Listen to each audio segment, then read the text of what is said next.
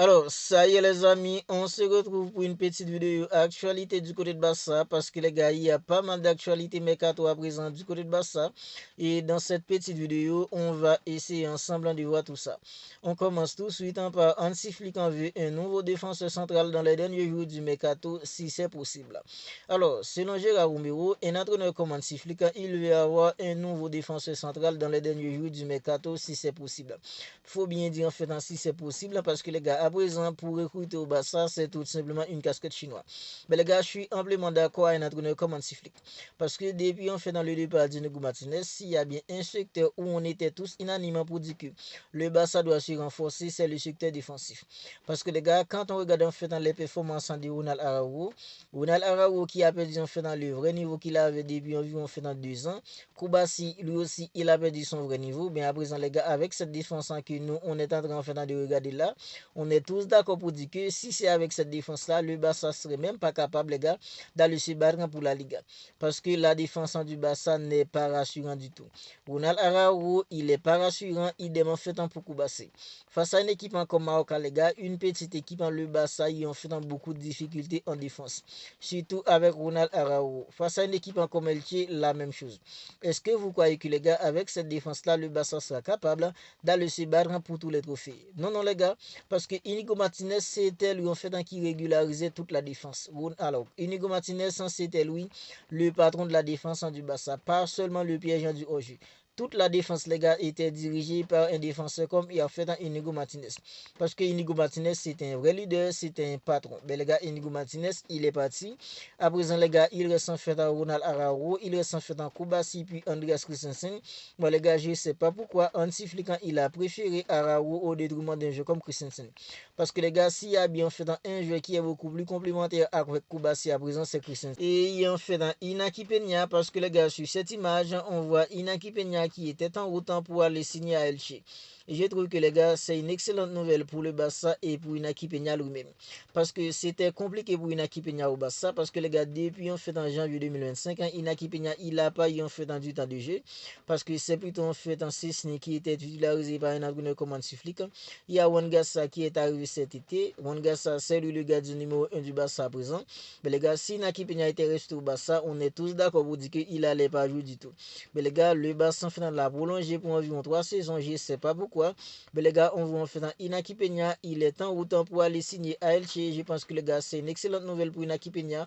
Parce que les gars, s'il était resté au Barça, ça allait beaucoup plus sans compliqué pour lui. Parce que les gars, il n'aurait pas joué. Et toujours en termes de départ, on nous dit que les gars, il y a Hector Foytan, il a les offres d'une équipe comme Como et une équipe comme Marca sur la table. Maintenant, il reste à Hector Foytan de choisir quelle équipe il va rejoindre. Parce que les gars, on nous dit que Hector Foytan devrait quitter une équipe comme le Barça. Parce que les gars, s'il ne part pas, il ne va pas avoir des minutes. Parce que les gars, il y a Jules Koundé, il y a en fait un Eric Garcia à présent. Alors, sur les 2 derniers matchs du Barça, les 3 même en Ligue, en fait, les deux premières journées de la Liga, c'est en fait un Eric Garcia qui a été titularisé. Lors du trophée Gamper, c'était en fait un Eric Garcia. On voit que les gars, Jules Koundé, alors ce sont des petites minutes en cas Jules Koundé à présent, c'est plutôt un jeu comme Eric Garcia qui titularise un entraîneur comme en fait un Hansi Flick.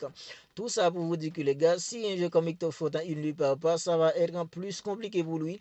Parce que les gars, à présent, il y a Jules Koundé qui se bat en fait avec Eric Garcia pour ce poste. Alors, il n'est pas du tout évident pour un jeu comme en fait un Hector Foytan d'avoir des minutes en tant que latéral droit du Barça à présent. Voilà pourquoi le mieux pour lui, c'est de partir. Mais les gars, il a des offres sur la table. Il y a une équipe comme Como qui veut avoir ses services. Il y a aussi une équipe comme Marca. Et on nous dit aussi que les gars, le Barça informera l'IFA que le Camp Nou est le stade choisi pour la Ligue des Champions. Et j'ai envie de dire que les gars, enfin une bonne nouvelle. Enfin une bonne nouvelle parce que les gars, les travaux du Camp Nou étaient enfin hyper retardés.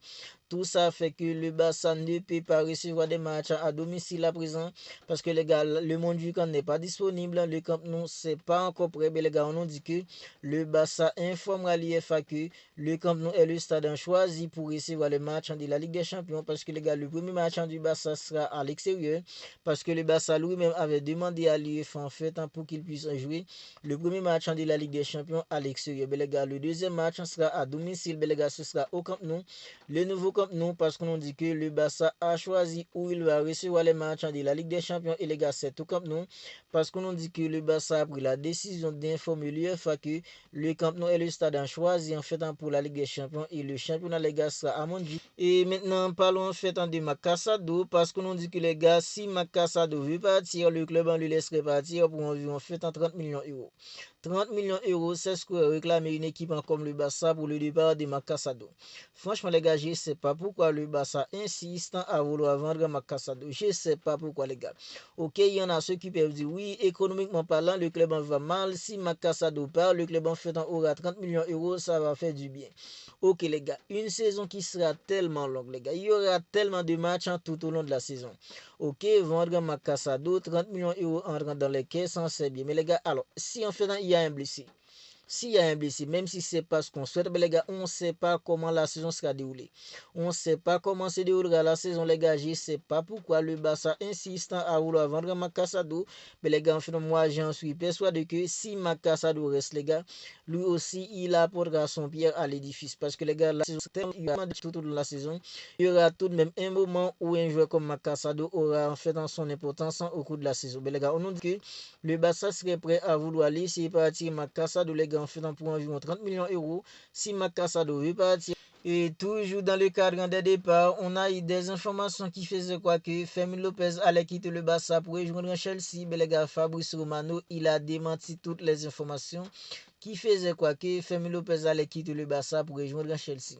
Parce que les gars, Fabrice Romano nous dit que concernant Fermin Lopez et Chelsea, il n'y a aucun contact entre le Barça et Chelsea pour Fermin Lopez. Il n'y a aucune offre officielle de Chelsea. Il n'y a aucune négociation. Et les gars, ça m'a soulagé. Ça m'a un peu soulagé parce que les gars, on est tous d'accord pour dire que Fermin Lopez, il est trop important pour le Barça à présent. Surtout Daniel Mou, les gars, c'est un joueur qui est trop inconstant. On ne sait pas combien de matchs Daniel Mou sera capable d'enchaîner. Fermin Lopez, il est trop important pour l'équipe, les gars. Voilà pourquoi, les gars, ça m'a soulagé d'entendre qu'il n'y a aucune négociation entre Chelsea et le Barça pour Fermin Lopez. Il n'y a aucune offre officielle de Chelsea. Ce n'était que des rumeurs, les gars. Ça m'a soulagé. Finalement, les gars, Fermin Lopez, il ne devrait pas partir. Fermin Lopez, en fait, devrait finalement rester au Barça. Vous n'hésitez tout simplement pas à me dire ce que vous en pensez de tout cela dans les commentaires. Parce qu'on nous dit que les gars, Hansi Flick, il ne veut pas perdre Fermin Lopez. Parce qu'il compte sur Fermin Lopez. Fermin Lopez est important, les gars, pour l'effectif de Hansi Flick. Hansi Flick, lui aussi, les gars, il aimerait voir Fermin Lopez en continue au Barça. Parce que les gars, Fermin Lopez, c'est maintenant un élément hyper important dans l'effectif d'un entraîneur comme Hansi Flick. Vous n'hésitez pas à me dire ce que vous en pensez de tout cela dans les commentaires. Si ce n'est pas encore fait, abonnez-vous à la chaîne et activez la petite cloche des notifications pour ne pas manquer en fait toutes les dernières vidéos. On se capte bientôt pour une autre vidéo.